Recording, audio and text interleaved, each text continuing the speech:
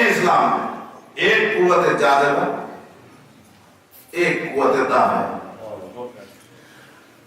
کیا انسان اس بات پر حیران نہیں ہوا؟ فطرتاً پیدا ہوا ہے جذب کرنے کے لیے، فطرتاً پیدا ہوا ہے جذب کرنے کے لیے، فطرتاً اسلام کی فطرت پر پیدا ہوا، جذب کرنے کے لیے پیدا ہوا۔ اب اس مجمع سے میں پوچھوں کتنے لوگ آپ نے اسلام کی طرف جذب کیے؟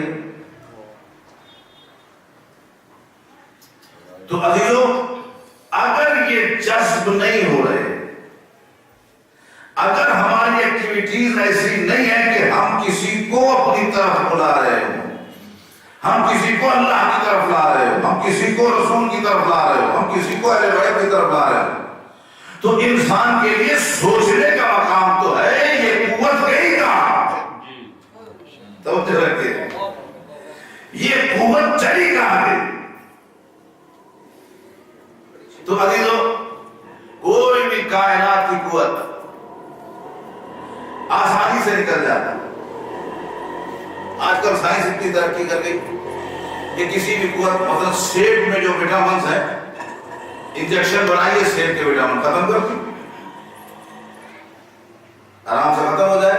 اب وہ سیب میں وہ طاقت نہیں رہے گی، جس چیز کے لیے بنا ہے وہ چیز نہیں رہے گی۔ بھائی اس کو اتنا حیران ہو کے نہیں سنیے، سلام پڑھیے محمد والا۔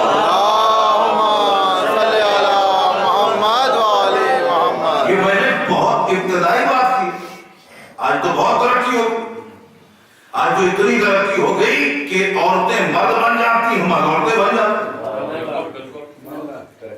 یہ ترقی ہے، یہ انسان کی ترقی ہے کہ آپ کسی بھی چیز سے اس کی توانائی آرام سے نکال لیں۔ لیکن یہ کیسی ترقی ہوئی ہے؟ توجہ کیجئے، یہ ترقی کیسی ہوئی ہے؟ یہ انسان کیسا ترقی کر گیا ہے کہ اس نے انسان کے اندر سے روحانی طاقت چھین لی۔ یہ کون سے لوگ ہیں؟ جی ہاں، امکان نہیں ہے، امکان نہیں کہ ایک شخص میں طاقت ہو اور وہ طاقت کا استعمال نہ کرے۔ پاؤں میں طاقت ہے تو یہ ضرور چل رہا ہے، آنکھوں میں طاقت ہے تو ضرور کھولتا، یہ نہیں کہ آنکھ کھولے ہی نہ، ہاتھ میں طاقت ہے تو ضرور ہلاتا۔ اس کا مطلب صاف یہ ہوا قوت جاذبہ ختم ہو گئی، قوت جاذبہ ختم ہو گئی۔ یہ مجالس کیوں برپا ہو رہی؟ یہ حسین بن علی نے اتنی قربانیاں کیوں دی؟ تاکہ دنیا آپ کی قوت جاذبہ ختم نہ کر سکے۔ یہ مجالس اس لیے رکھی گئی کہ دنیا آپ کی قوت جاذبہ کو ختم نہ کر سکے۔ لیکن آپ یقین کیجئے، دیکھیے کہ آیا ہم میں وہ طاقت رہی ہے کسی کو جذب کرنے کی؟ وہ طاقت کھینچ لی گئی۔ تو عزیزو، وہ کیسے کھینچی گئی؟ وہ طاقت کیسے کھینچی گئی؟ وہ گناہ جو آپ سے کوسوں دور تھا، وہ گناہ جو آپ سے کوسوں دور تھا، وہ لا کر آپ کے ہاتھ میں دے دیا۔ انجیکشن لگایا تھا نا آپ نے، انجیکشن لگایا پھر انسان کسی کام کا دیا۔ تو عزیزو، دنیا سمجھ گئی کہ ان کے پاس ساری طاقت تو ہے واجبات کو انجام دینے کی۔ یہ جتنا واجبات کو انجام دیتے ہیں اتنا قوی ہوتے ہیں۔ کیا یہ تاریخ نے دور نہیں دیکھا کہ علی کے ماننے والوں کے اتنے وقار بلند تھے کہ اگر کسی نے امانت رکھوانی ہے تو جاؤ، اس علاقے میں علی والا رہتا ہے، اس کے پاس اپنی امانت رکھوا۔ کیا مطلب؟ اس میں اتنی قوت ہے کہ وہ اس امانت میں خیانت نہیں ہونے دے گا۔ لیکن آج کیا ہم یہ کر سکتے ہیں؟ آج کیا ہم یہ کر سکتے ہیں کہ اطمینان سے کسی کے پاس امانت رکھوا دیں؟ اگر آج ہم نہیں کر سکتے تو اس کا مطلب وہ قوت ہم سے چھینی گئی ہے یا چھین گئی ہے، یہ ہم نے خود ضائع کر دی۔ تو عزیزو، اسلام نام ہے دو چیزوں، تو قوتیں کہ جو جذب کرتی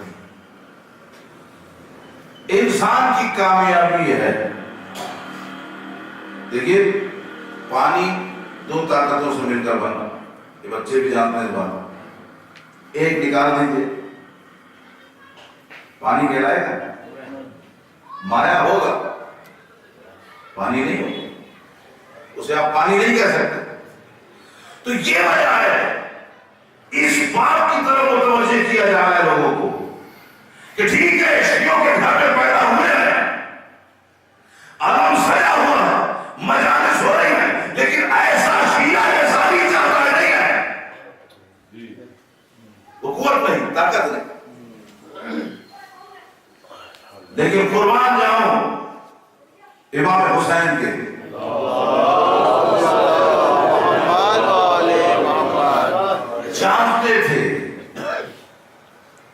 جانتے تھے کہ یزیدیت اتنا کام کرے گی کہ میرا چاہنے والا ڈاماڈول ہو۔ عزیزو، اسی قوت کو حاصل کرنے کے لیے، یہ بات میں روایات کے تحت کہہ رہا ہوں، اسی قوت کو حاصل کرنے کے لیے اگر انسان اپنی زندگی کے 60 70 80 سال بھی لگا ہے بغیر حسین کے، تو یہ قوت حاصل ہونے والی نہیں ہے۔ لیکن ہمارے پاس عزاداری سید الشہداء ایک ایسا ادارہ ہے کہ اس سے ہم کھوئی ہوئی قوت کو حاصل کر سکتے ہیں۔ لہذا ان مجالس میں آپ نے دعا کیا کہ پروردگار ہمیں توفیق دے زیادہ سے زیادہ لوگوں کو اپنانے کی، نہ کہ ہم آپس میں بڑھ گئے۔ کس کا نقصان ہو رہا ہے؟ شیعت کا نقصان ہو رہا ہے۔ اور ظالم یہ چاہتا کہ اس وقت دنیا میں سب سے زیادہ پاورفل قوم شیعہ ہے، سب سے زیادہ، مال کے لحاظ سے بھی سب سے آگے، جان کے لحاظ سے بھی سب سے آگے، علم کے لحاظ سے بھی سب سے آگے، فکر کے لحاظ سے بھی سب سے آگے۔ اس لیے علم اور فکر کے لحاظ سے اس لیے آگے ہے کہ امام راستہ کھول کر رہے تھے اجتہاد کا، لہذا کسی طرح سے یہ قوم پیچھے نہیں ہے۔ لیکن ظالم لوگ چاہتے ہیں کہ ان میں اختلاف ڈال دیا جائے، ان میں اختلاف ڈال دیا جائے، ایسا ڈالا جائے کہ یہ بندے اس کو نماز کی ٹائم نہ ملے، ان کے علماء کو اس موضوع پر بات کرنے کے لیے وقت نہ ملے، بچوں کے ذہنوں کو ایسا خراب کر دیا کہ کوئی بھی نماز کے بارے میں پوچھتا ہی نہیں، دین کے بارے میں پوچھتے ہی نہیں، کہ انسان روز دیکھ ترقی کر رہا ہے، دیندار ہوتا جائے، پھر 20 سال سے اس پر شہزا پر بیٹھے یا نہیں بیٹھے؟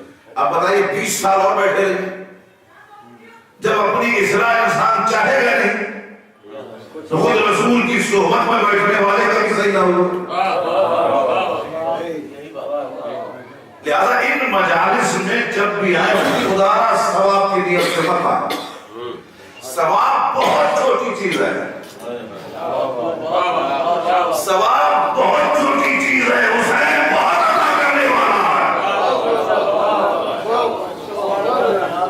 بہت عطا کرنے والا ہے۔ اس مقام پر علم لے جاؤ، آگاہی لے جاؤ، طہارت لے جاؤ، پاکیزگی لے جاؤ، معرفت لے جاؤ۔ اللہ اکبر، نعرہ رسالت،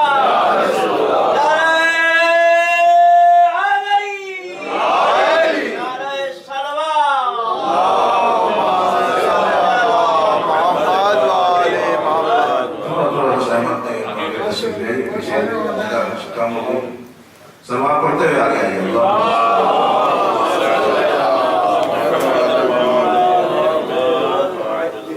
ہمارے دیگر نعرے سلوات.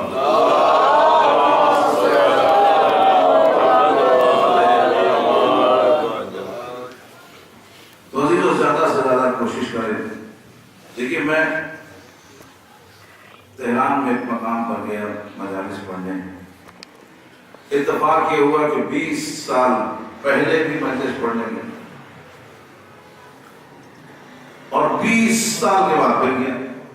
بیچ میں آتا جاتا رہا اور یہ اب جو گیا تو کافی عرصے بعد. آپ یقین کیجئے گا 20 سال میں کوئی تبدیلی نہیں, کوئی تبدیلی نہیں. ایسی یونیورسٹی میں بیٹھ کر کہ جہاں پر بیٹھنے پر ملائکہ فخر کرتے تھے. سبحان اللہ. اس یونیورسٹی سے ایسے ہی انسان 20 سال بچے سے سنتا ہے, کوئی تبدیلی نہیں. ایک زیارت امام حسین کر کے آئیے تو وہاں پر آپ کو درس ملے گا, مجلس ملے گی, علماء کرام درس دے رہے ہوں گے, لوگ بتاتے ہیں بھائی ہاں زیارت سے واپس جانا تو تم میں تبدیلی آنی چاہیے. تو کیا مجالس حسین میں آ کر تبدیلی نہیں آنی چاہیے؟ مجالس حسین فکر کو بدلتے, مجالس حسین انسان کے واجبات کو ادا کرنے کی طرف لگا دیتی, مجالس حسین انسان کے قلوب کو پاک کر دیتی, مجالس حسین انسان کے اندر طہارت پیدا کر دیتی, مجالس حسین اللہ کی معرفت کا سب سے بڑا ذریعہ. تو کوشش یہ کیا کہ جب مجالس میں آیا تو وہ بیانات عالیہ جو ائمہ کے اقوال ہیں ان کو حفظ کرنے کی کوشش کیا. عزیزو ہماری گفتگو ہو رہی ہے اس بات پر کہ حسین منی وانا من الحسین. رسالت معاب نے فرمایا میں حسین سے, اور یہ بات میں بار بار اس لیے دہراتا ہوں تاکہ لوگوں کو پتہ چلے کہ رسالت معاب کے جملے اتنا رسول کے پاس